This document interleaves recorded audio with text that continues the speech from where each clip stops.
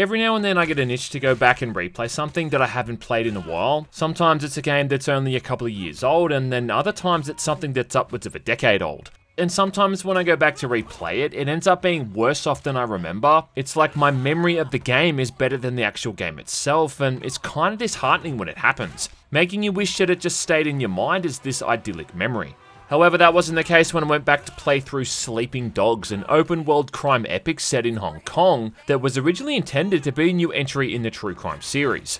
Now, I played this thing back when it first launched in 2012, and I hadn't touched it at all until a few weeks ago, when I replayed through it again from start to finish, and I've gotta say, it's as fun, if not more so, than it was over a decade ago.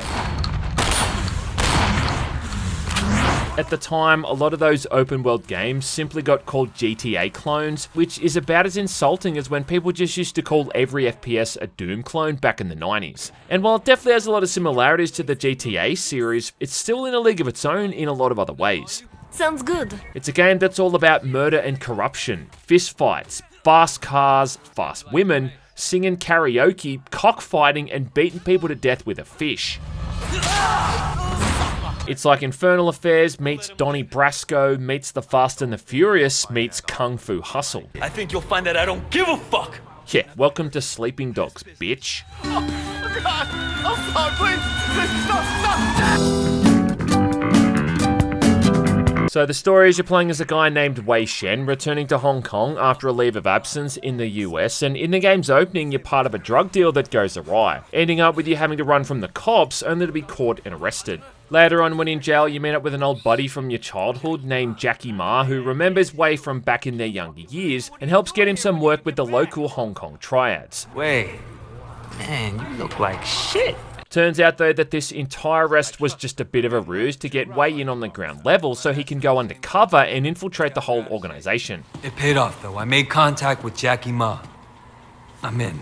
Which ends with a massive turf war amongst all the triads and all these various bosses, with Wei just caught in the middle, having to juggle both his responsibilities from being a cop but also his growing allegiances to his gangster buddies, a lot of whom he actually has legitimate ties that go decades back. You feel this? Or just crazy? Try capable. We'll see. What Sleeping Dogs does really great here is the way that it slowly develops Wei's character and his standing with this criminal underworld. You start off as just a low-level gangster, beating up guys in back alleys and shaking down small business owners for protection money. Everyone has business with Winston. You're gonna pay up, you understand? But then by the end of it, you're hanging out in nightclubs with celebrities, scraping by in some pretty harrowing gunfights and brawls, and working with guys in the gang who are on the absolute top of the crime food chain. I mean, you're more or less like a made man by this point, just without getting shot in the back of the head when you least suspect it. And there's that constant tension for most of the game, where Wei's always under suspicion of being a cop, and it even comes to a head a few times here, with his balls really being on the chopping block. This motherfucker right here's a snitch! There's some criminally underrated voice work in this thing too, with a stellar cast of voice actors. Wei is voiced by a guy named Will Yoon Lee, and he's instantly likable from the get-go. I came on to take down the sun on you, not to shuffle the deck! Intimidating to his enemies and charming and charismatic to his friends. It's that perfect balance between being a believable psychopath, willing to chop up people into little pieces, but then also a genuinely good dude, who's always willing to do the right thing when it really comes down to it. I was just stopping by to see if there was anything you needed. Outside of Wei, your buddy Jackie's voiced by Edison Chen, who even starred in the original Infernal Affairs, which Sleeping Dogs takes a lot of influence from. Kelly Hu plays Inspector Teng, one of the officers working with Wei for all these undercover operations, and I'd say that this was when Kelly Hu was in her prime, but having seen photos of her in some of her more recent roles, I think that woman's actually aging in reverse. What? I'm just a little shocked. One of the higher-up Triad members, named Conroy, is voiced by Robin Shu, who of course played Liu Kang in the Mortal Kombat movie, and Chief Inspector Raymond is voiced by Byron Mann, who played Ryu in the absolute masterpiece that is the Street Fighter movie. You don't have a choice, alright? It's a direct order. Yeah, that's right, you heard me. Masterpiece. Quick! Change the channel! James Liu voices Wei's old kung fu teacher, Sifu Kwok, and that might not sound like a recognizable name, but I guarantee you've seen this guy in a movie without even knowing it. I mean, he's been in everything from Big Trouble in Little China to Rush Hour. Hey man, who is this guy? Yeah, and speaking of Big Trouble in Little China, one of the higher-ups in the Triads, Uncle Po, is voiced by David Lo Pan himself, James Hong. You must stop this fight at once. Now, this really pisses me off to no end. And then speaking of Rush Hour, your main contact with the Hong Kong police, Thomas Pendrew, is voiced by Tom Wilkinson, who plays like the token British bad guy in almost every movie that he's ever been in, Rush Hour included. I must admit, I thought you'd be happy. All up, it's just a great cast with great writing and great dialogue, and about all that it's missing is that kind of banter that you get in the GTA games to really fill the whole thing out. You know how in like the Grand Theft Auto games when you're driving around and all the characters are having this really organic conversation to pass the time? I guess so. Well, Sleeping Dogs does have that, just not to the same extent. That was fun, Way. Thanks. Still though, there's some really memorable missions in the campaign. Like one entire mission just has you helping out your boss's fiancée as she's sorting out a bunch of stuff for their wedding. Now this starts off with the two of you just making awkward conversation as you drive across town so she can try on a bunch of wedding dresses. But then next thing you know, you're having to hijack a flower van to get back an order that she's been swindled out of. Here, take it. Careful, don't hurt my cake. After that, you've got to sneak into a temple, disguised in the proper attire of course, fast talking your way past a bunch of monks to steal a rare orchid from the garden. The monks then catch wind of this, and yeah, of course they're all super good fighters, so you're left with no choice there but to fight a bunch of them as you try to escape back to your car. But then even after that, you've got to evade the cops during a high-speed chase, all while the so-called bride-to-be is sitting in the goddamn passenger seat. Go, go! And this is all just for one mission. Oh, it's so nice to find someone you can really rely on. You'll often have to chase someone down on foot, which is a relatively challenge-free affair where you just hold down the run button and then press it again when a prompt appears on screen before grappling a ledge or leaping over a barrier. Oh, shit! But even just all the other generic missions where you're beating people up or getting into shootouts, they always seem to find a way to make them seem exciting. The story also takes some really dark turns, like there's a really gruesome mission which is like Sleeping Dog's own version of the Red Wedding from Game of Thrones, and it hits pretty damn hard, man, seeing what happens to some of these characters you were just starting to get attached to. And then one of the final missions in the game is really brutal, with Wei getting tortured and having to escape this construction site, and it just has a sense of being effortlessly edgy, if that makes sense. I feel like a lot of games, especially things like Kane and Lynch, feel like they were trying their hardest to be edgy, which they are, but the violence and the gritty content in Sleeping Dogs in comparison, it just feels far more believable to me. Because the violence and all the really nasty stuff is just presented as much more matter of fact. Like it totally makes sense that this is the kind of fate that befalls people who end up in this lifestyle choice. I don't know what you're talking about, you crazy old bitch! It's also one of the few games that I really role-played when I got into it, and by that I mean that I tried to dress and act accordingly dependent on how far I was into the story. So early on I only drove really crappy cars and wore crappy clothes on purpose, but then as I made my way through the ranks and got those swanky apartments in the more expensive areas of the city, well then I started to buy more expensive cars and I made sure I had the best looking clothes to wear. You got something called a face level, which is increased by completing certain missions, and this more or less just affects the way people react to you in general. So high levels means you get discounts on clothes, you get better buffs from food or drinks, and even the enemies can be intimidated during combat. It all just helps to make you feel like you're really making the transition from this thug that no one pays attention to a stylish gangster suit wearing Giga Chad. And a big part of that too also comes from the attention that you get from female characters. That's cute. I like that. Much like in San Andreas and GTA 4, throughout the campaign you'll meet various women who you can eventually take out on a date. The first one is a college girl from America named Amanda, voiced by Emma Stone by the way, and she's after a tour of the city, followed by, I guess, a tour of Way's undercarriage. Okay, yeah, that'd be really great. After that first initial meeting, the follow-up is more or less like a date, which can't ever be changed and is always in the same preset spot. Now for Amanda, this is at a park where you walk around taking photos for a bit before she then hands over the goods. Yeah, I have to say, that dress looks really good on you. But then, the fact that the two of them even have sex is barely alluded to in dialogue that's completely shoehorned in as the game fades out to black. And then after that, that's it. They just kind of go away and you never see them again for the rest of the game. Now, there is a benefit to doing this because finishing these so-called dates makes collectibles appear on your map screen, which I have to admit is a pretty awesome quality of life inclusion. And some of these dates are entertaining, from singing karaoke poorly to going free running along rooftops. Each of these women clearly has their own unique idea of what foreplay means. Is that okay? Yes, it's fine. It's just a bit of a shame that they don't get to be these recurring booty calls, because these are some really likable ladies. One of them is a girl who, totally doesn't have daddy issues, named Sandra, and wooing Sandra involves getting into a street race and showing her how good you are with a stick shift. And yes, son, let me tell you, nothing gets a woman in the mood faster than the premise of potentially getting killed in a horrific automobile accident. Not Ping is the kind of girl that encapsulates the reason that tomboy fetishes exist. She's a total computer geek and another really cool character that you barely get to interact with. At one point there's a mission where one of the girls starts sleeping around, so you end up spying on her and then trying to catch her in the act. But it's kinda like, why would Wei care what a girl he slept with once is up to on the side, when he's literally only been in the same room as her a grand total of 2 times? Let me see what I can do. Later on as well, you get a call from Not Ping, who's gone absolutely ballistic because she's seen you cheating on her with other women, despite the fact, again, you've only seen her twice, and ever since that, your dick's been drier than a professional Super Smash Bros. Player. I will never forgive you. Never. Just don't even try. Just don't even bother. What? Bro, what are you talking about, man? Now, I'm not saying that these characters are bad. In fact, it actually helps a lot with the whole power fantasy element of playing as this bad boy triad who drops bodies in the streets as often as he drops panties in the sheets. But there's definitely something missing here that keeps this social aspect of the game from being something truly remarkable. As it is, it's really just like a fun little distraction that also has the benefit of helping you find all these collectibles faster, instead of really making these side characters feel that much more fleshed out.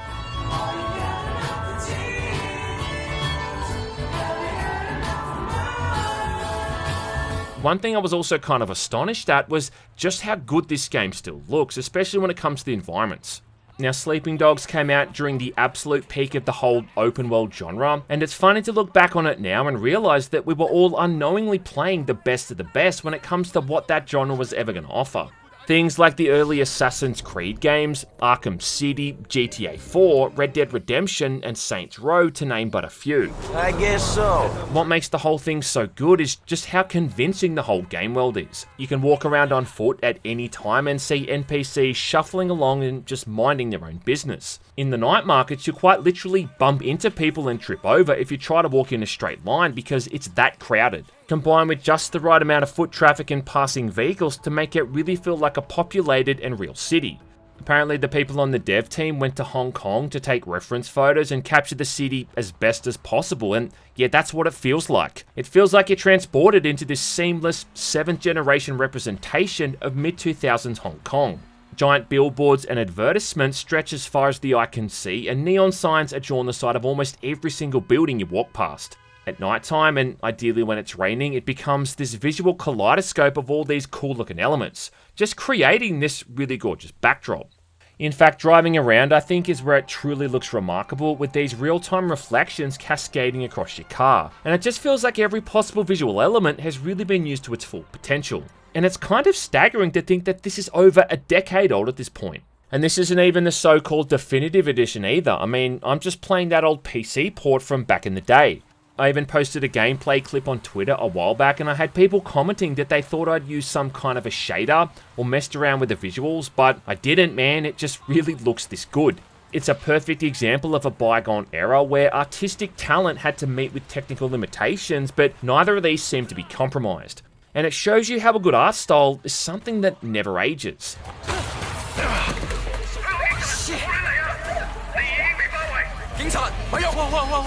When you're running around in the rain, Wei can even get believably wet, and after combat, he'll even be covered in blood and various other wounds. And you should get used to seeing that as well, because there is a whole lot of combat in the game.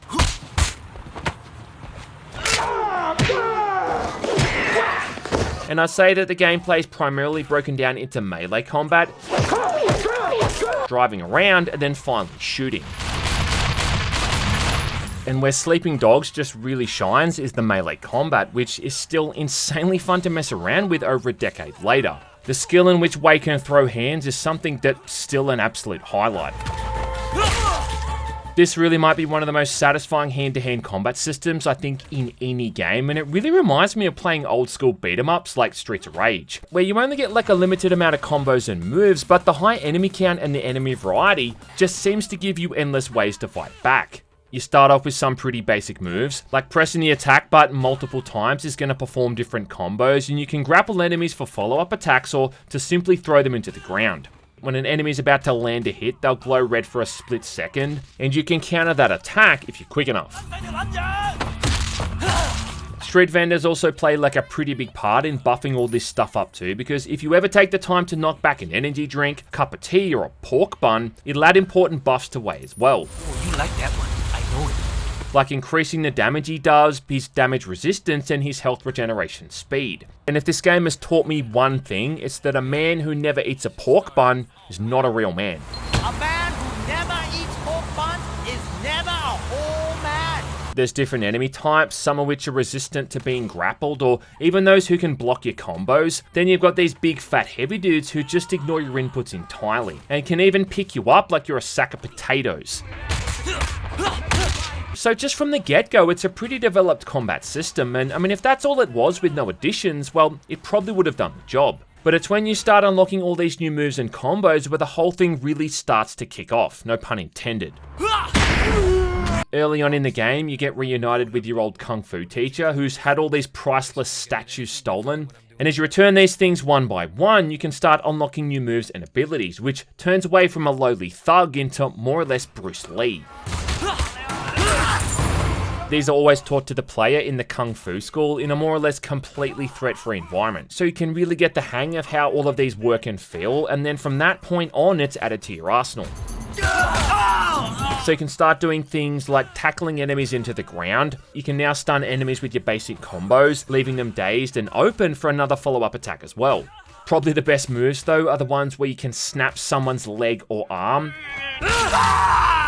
And this is not only brutal as fuck, watching, Wei mercilessly turn someone's arms 90 degrees in a direction that it's definitely not supposed to go, but it also has the benefit of scaring the absolute piss out of nearby enemies, who understandably recoil in shock at seeing one of their buddies turned into human origami. Even just having those basic combos upgraded to do more damage and to stun enemies lends itself massively to the combat, and it really makes it feel like more than just using the same few attacks over and over. Then it's all changed up even more if you're using one of the game's many melee weapons, like cleavers or knives. In fact, at 1.2 you're even swinging around a goddamn circular sword. Wait, that's illegal. Then filling up the face meter increases your damage output even more and lets you do a bunch of special moves like holding someone down on the ground and beating them over and over, or you can even do instant melee weapon takedowns as well.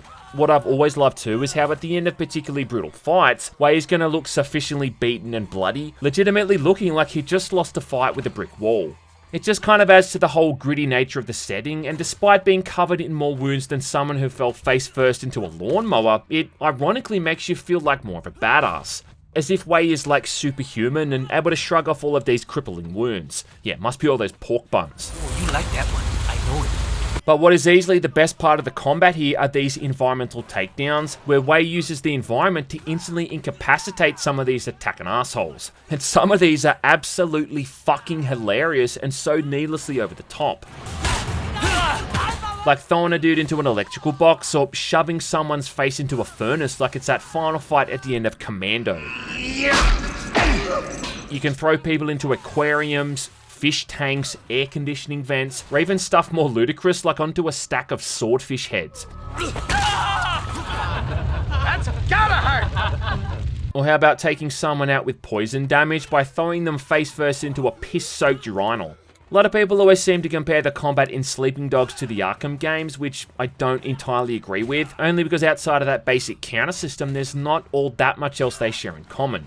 But it is an interesting observation because these environmental takedowns that feature heavily in Sleeping Dogs, kinda similar to the takedowns in Arkham Knight. Only thing is, Arkham Knight came out 4 years after Sleeping Dogs. But look, either way, the melee combat, it really never gets old. And those subtle advancements you make along the way, adding new moves in here and there, and incorporating them into the fights, is done in a way that makes you really feel like you're getting better and better. And it's really part of what makes the whole thing just so addictive. Is it perfect? No. Is it janky at times? Absolutely. But the main thing they nail is that it's just fun and rewarding. And you know what? Like, sometimes it's just fun to beat the living shit out of half a dozen dudes at once. You don't need to learn a complete series of intricate combos or inputs or have frame-precise attacks to parry. I mean, sometimes you just need to button mash and beat up some motherfuckers. He's right, you know. And being able to beat arse in any outfit you're choosing, of which there are some absolutely ludicrous ones, just kind of really adds to that whole role-playing element even more. Seriously, that's the best you can do. With Wei being an undercover cop trying to ingratiate himself with the triads, the missions are broken up between those specifically for the gang, and then the other ones where you're working alongside Teng. And it makes for an interesting dynamic, seeing both sides of Wei's personality, and that eventual shift as he becomes more sympathetic to the triads. Cop missions almost always involve following up leads, like tracking down a local drug dealer, and at one point investigating a serial killer who's stealing the organs of his victims. You'll also be arresting lots and lots of drug dealers, and throughout the city's a couple of dozen drug hangouts in back alleys or other seedy areas where your mum hangs out. And completing these becomes a repetitive process of first clearing the place out of gang members by, beating the shit out of them, hacking into the security camera, then using it to identify a supplier to then make the arrest. We got them. The hacking system here, though, I do think is kinda clever, where you've got to find these randomized 4-digit combinations. The way that it works is you guess from 4 numbers at a time, from 0 to 9, and if you get the right number, either in the right or the wrong spot, well, the UI's gonna let you know accordingly. Then you can work backwards on finding those remaining numbers and in what order that they're supposed to be in. And yeah, I know I might not be explaining it in a way that actually sounds all that exciting, but there is something kind of simple about the process that really makes these little minigames enjoyable. We got them. The triad missions, on the other hand, are more or less just about carrying out various odd jobs given to you by these higher-ranking members, and learning more about the civil war behind all these various factions. Mostly, again, though, just beating people up. It's gotta hurt! Then on top of all of that shit, you've got police and triad XP, leveling up either one of these dependent on your performance in those main story missions. So yeah, it's a lot of stuff to contend with, and it does kind of make you feel like you're getting more and more engrossed in the game world. You've done more to stop drugs coming into Hong Kong than half the narcotics squad combined. And it is a pretty big world too. I mean, it's not on the same scale as something like GTA 4 or Just Cause 2. The latter, I think, having more or less like an entire country for the player to explore. But Hong Kong can still take a while to navigate, split across these multiple islands, which is where all the driving starts to come in. You've got different classes of cars, motorbikes and boats, and the driving is a combination of just getting from point A to B, but then there's also lots of street racing, which shows off some surprisingly fun mechanics. With vehicles that look like no-name knockoffs of Nissan Skylines, Mitsubishi Evos, and eventually Lamborghinis. And as someone who almost killed himself numerous times driving around a defect-heavy Nissan 180SX, gotta say that I appreciate being able to fang it around the hills of digital Hong Kong. Now, the racing side of things ain't exactly Gran Turismo levels of intricacy, kind of arcade racing at its finest, but some of these races are still pretty high octane and fun, with course layouts that are easy to get the hang of. This was also around the height of those sort of underground style racing games where you could race around populated city streets with a complete disregard for the safety of innocent civilians. It was when franchises like Midnight Club, Burnout, and Need for Speed were well established. In fact, Need for Speed Undercover had come out a few years prior, and it even had a similar premise with the whole undercover cop angle. Not to mention, it was also around the time when the Fast and the Furious franchise was starting to pick up some speed. Now, beating these races does seem to rely more on you just having the absolute fastest car possible, because otherwise the AI has this weird habit of being able to magically pull away from you and take the lead. But at least buying all these cars so you can win these races gives you a bit of a reason to spend all your hard-earned Hong Kong dollary dues. Because unlike the Grand Theft Auto games, you can't just steal a nice car off the street and then park it out front your house. You'll need to buy these cars off the black market using your own money, at which point it's then added to your garage. You can even have it eventually where this nice middle-aged man in a business suit's gonna deliver them if you ask him nicely enough. Here you go. I hope this is good enough. A few moments later. No, not again. It is a bit of a wasted opportunity though that you can't customize these cars either outside of the basic paint job, and that's also doubly disappointing considering how long it can often take to get them. Still though, that driving and racing aspect is really fun, and the visual spectacle of hurtling down the freeway at nighttime with those lights reflecting across the hood of your sports car is a sight to behold. Sadly though, it does feature some of the absolute worst cop AI that I think I've ever seen, at least when it comes to an open world game. Now the way this works is simple, right? You piss the cops off and then they chase after you. And a little bit like GTA 4, the only way to lose them is to try to get out of the area and break their line of sight. This rears its head the most though when you have to hijack these armoured trucks. Now this is one of the many side hustles in the game and one of the easiest ways to make a quick buck. Not to mention that hijacking mechanic just never gets old. And how we don't have this mechanic featured more in open world games like this is beyond me. I mean, it honestly makes you feel like you're the goddamn Batman.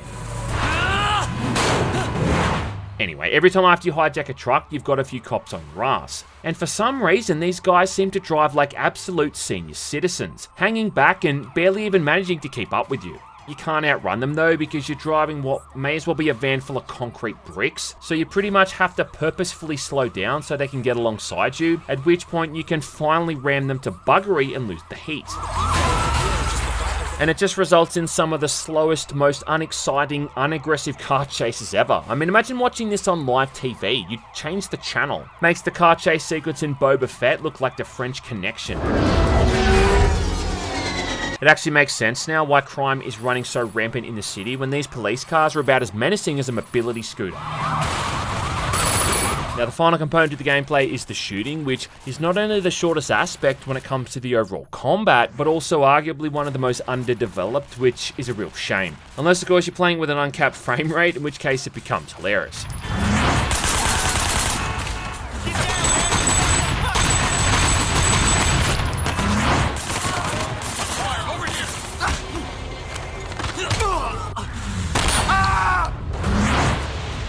It's kind of clear that the focus on the combat in Sleeping Dogs is the melee first and foremost, which is evident simply by the sheer amount of missions that focus on melee over shooting. But also consider that they keep guns away from you for like the first 3 or 4 hours of the campaign. Wow, a gun! And then, even when you finally do get one, it's not like you're walking around with an armory in your back pocket or anything. I mean, you'll be lucky if you've even got a pistol, and you can't even holster any of those two-handed weapons. There's not all that many weapons to begin with either. You've only got a couple of pistols, a couple of SMGs, shotguns, and then assault rifles. I mean, that's about it. No sniper rifles, RPGs, or anything else ludicrous like that. Most of the shooting takes place during story missions, and it's really just basic cover shooting mechanics, where you do little more than just duck behind a waist-high object, then pop out and take pot shots at your enemies.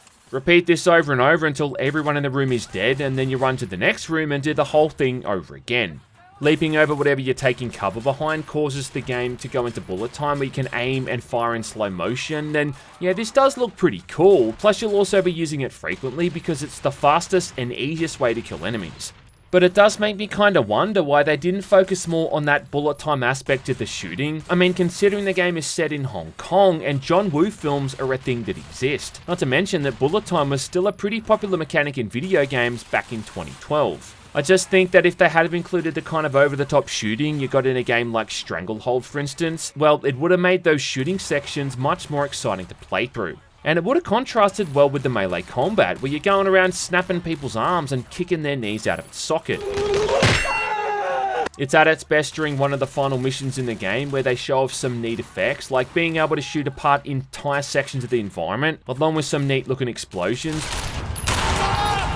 Playing with a controller, there's also this really awful lock-on system which you can't seem to turn off, which had me going back and forth between a controller and then the mouse and the keyboard depending on what I was doing. But what pisses me off the most is how the weapons have this weird tendency to not really go where you're even aiming, as there's this kind of artificial bullet spread when firing guns which makes them all feel a lot less accurate. This seemed to be a thing that plagued a lot of third-person shooters during that PS3 and Xbox 360 era, and this is a prime example of it. You'll often be in car chases with pursuing vehicles, and this becomes an almost laughable loop of just aiming for the tyres of motorbikes and cars, because taking out the tyres causes a vehicle to instantly flip up in the air, like it's suddenly inherited physics from Gary's mod. But more importantly, because trying to pinpoint the driver or the people sitting in the vehicles is next to impossible, when your weapon has more spread than a fucking garden hose. I don't think the shooting is bad overall, but it just feels like it's the least refined, and outside of a few key missions, it's really not all that memorable. Still though, Sleeping Dogs is a pretty easy game, and it's really rare that you're actually killed, but what is challenging is getting the perfect scores on each mission. You see, for each mission you need to max out both the Triad and also the Police Officer points. Now, Triad points are earned through combat by beating up people in elaborate ways and generally being as violent as possible, whereas Police points are maxed out at the beginning but then held onto by playing by a strict set of rules. But it's a really dumb system and it doesn't really make all that much sense. I mean, for instance, you're throwing dudes into fan blades, you're hacking them apart with a cleaver, or in one instance, throwing someone face first into a table saw, all to get up the Triad points, which is somehow fine. But if you drive over a single parking meter or sideswipe someone's car in the slightest, well, you automatically lose that perfect cop score instantly. To get through these missions with a perfect score, you can't do a single thing wrong. You can't hit another car, you sure as shit can't hit a civilians, and you basically just have to be goody two-shoes. You're goody little two-shoes. But all whilst you're engaging in the kind of brutal fisticuffs that'd have someone in physical therapy for the next 6 to 12 months. Discombobulate. Or here, for instance, like I'm engaging in all-out warfare in the city streets with an assault rifle and a grenade launcher, and that's apparently fine. And these are those kind of weird little oversights, which are the main reason that I think Sleeping Dogs is just kind of shy from being an actual masterpiece. I think you'll find that I don't give a fuck. Still though, I mean, despite these issues, I don't think that detracts from its overall quality. And like I said in the beginning of the video, man, it's one of those really enjoyable experiences with a story that still resonates. I mean, mateship, loyalty, not to mention police corruption, are three things that are always going to hit close to home for anyone who leaves their house during the daytime. What did they do to you in America, man? What I think I appreciate at the end of the day about Sleeping Dogs is that it's a game that doesn't overstay its welcome. There's something just so enjoyable about these open world games that weren't trying to outdo each other, and to be as expansive as possible for no other reason than just to see how much they could get away with. It's part of why I don't enjoy the genre as much anymore after titles like Red Dead Redemption 2, where I just kind of felt like the devs at Rockstar were more intent on cramming as much crap as possible into their games, but without ever really having the consideration for the amount of time that the player has to invest into their world to actually experience it. I mean, look man, I can play Sleeping Dogs for an hour and I can go out and bet on cockfights, I can get into street races, I can pick a few fights with the random triads, and also maybe finish a few of the main story missions. I walk away from the game feeling like it was time well spent. But then, you know, more recent games again like Red Dead 2, I spend 45 minutes of that hour riding my horse to and from an objective. Sleeping Dogs never feels like it has delusions of grandeur or is trying to be anything other than a tightly crafted narrative experience. But it also has all those side activities for the player to mess around with on the off chance that they get bored. Across the entire city, you've got health shrines to find, you've got lock boxes full of cash, new clothes to buy, and all those repeatable side missions where you can hijack armored trucks and steal a bunch of cars. It's just the kind of game where you're more likely to finish it in like 30 hours as opposed to 300, and there's nothing wrong with that. That's also not even taking into consideration all the DLC they've released for it as well, some of which is cosmetic or just adds in items and features that completely break the game, but some of this stuff offers up new missions and storylines altogether. In the age of remakes, I think Sleeping Dogs will benefit from it no doubt, and yeah, look, I'd also give my left nut for a sequel, but as it is, 2012 still gave us one of the best open world beat-ups of all time. And one of the best protagonists to experience it with motherfucking Wei Shen. Plus it also taught me you can't be a real man unless you eat pork buns. And look, a more important life lesson I've yet to learn.